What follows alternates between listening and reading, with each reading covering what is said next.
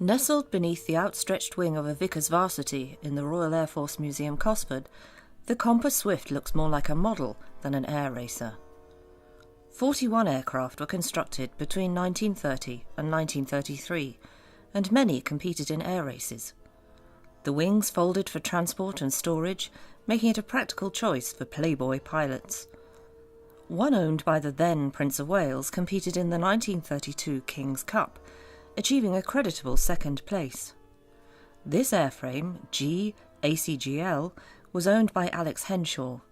He would go on to be Mr. Spitfire, chief test pilot at the Castle Bromwich Aircraft Factory in World War II. Small, light and manoeuvrable, most Compass Swifts were powered by a 75 horsepower Pobjoy radial engine. This was enough to power the Swift to 140 miles an hour and a ceiling of 22,000 feet, comparable performance to a late World War I fighter aircraft.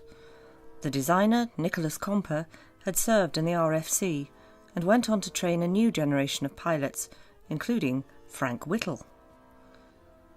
Despite being less than 18 feet long, one was flown from England to Australia by Cecil Arthur Butler, a distance of 8,600 miles in only 9 days. The Compass Swift was a tiny but magnificent flying machine, a forgotten aircraft that links the RFC of World War I to Spitfires of World War II and the jet age of today. RAF Museum Cosford is free to visit and is a great day out.